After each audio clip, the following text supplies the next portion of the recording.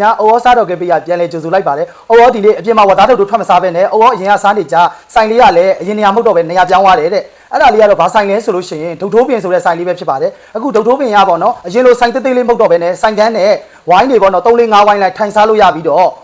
ပို့ပြီးဆင်ပြေသွားတဲ့နေရာလေးမှာဖွင့်ထားတယ်ပေါ့နော်အဲ့ဒါလေးအခုဆိုင်မှာသွားစားမယ်ဆိုရင်လည်း तू ကလေးတလားအချွေလေးတွေလည်းတိုက်ပြီးတော့ तू ကနေပြီးတော့စားလို့ရတယ်ပေါ့နော်အချွေလေးတွေလည်းတိုက်ပေးတယ်အခုဒုတ်ထိုးပင်ရနေပြီးတော့အစ်စ်ထွက်တယ်မီလူးတစ်လို့သူတို့ပြောတာပေါ့နော်သူတို့ကအဲ့ဒါကကြတော့ဘာလေးလဲဆိုရင်အခုမှားထားတယ်အော်မှားထားတယ်ဒီဆက်လေးပဲဖြစ်ပါတယ်ဒါလေးတော့သူတို့ကနာမည်ပေးထားတာတော့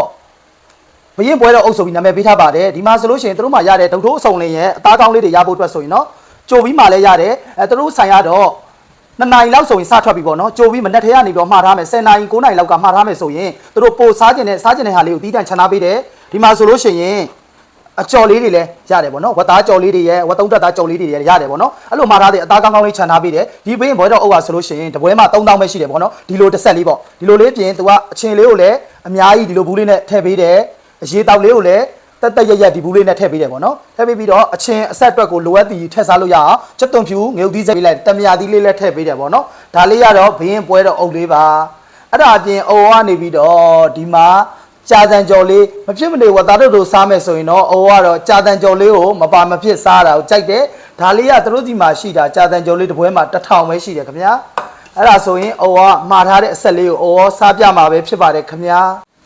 အခုဆိုရင်အိုးကနေပြီးတော့ပွဲတော်အုပ်ထဲမှာဘာတွေပါလဲပေါ့နော်ဘယ်လိုမျိုးလဲဆိုတာကိုအိုးကနေပြီးတော့ဗန်းလေးတွေကိုထည့်မယ်ပေါ့နော်ဟဲ့အဲ့ဆိုရင်ဒီမှာဝက်နံရိုးဒီမှာနံရိုးကြော်အကြီးပဲနံရိုးကြော်ဗောနော်ဒါလေးရယ်ဒါကကြတော့သုံးတက်သားကြော်လေးပါမယ်ဒီမှာသုံးတက်သားအကြော်တွေဗောနော်ဦးကြော်လည်းပါတယ်ဒီမှာတွေဗောဟိုအသားတွေလည်းပါတယ်အုံမာကြီးတွေလည်းပါတယ်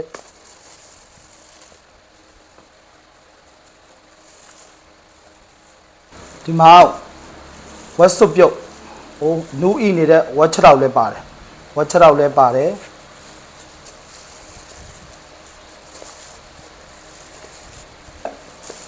ဒါလေးကဆက်လက်ရလေးဒီထဲမှာထည့်လိုက်တော့အခုဆိုရင်တော့ဒီလောက်ကြီးရတယ်ပေါ့နော်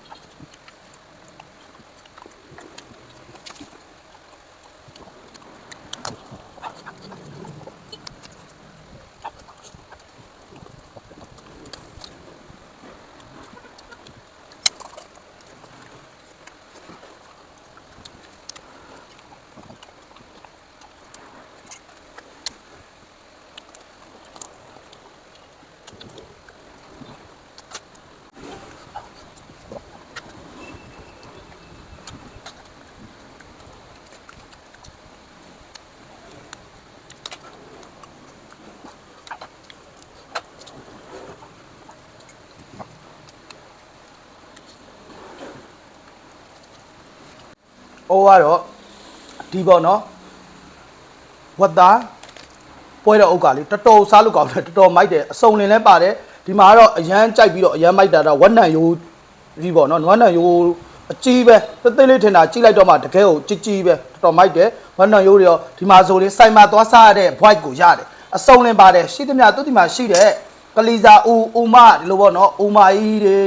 မပြောလို့ရှိရင်နေရွက်တွေအသေးတွေအစုံလင်ပါတယ်ပေါ့နော်အပွိုက်ကိုရတယ်စိုင်မှာသွားစားတယ်လို့ပဲ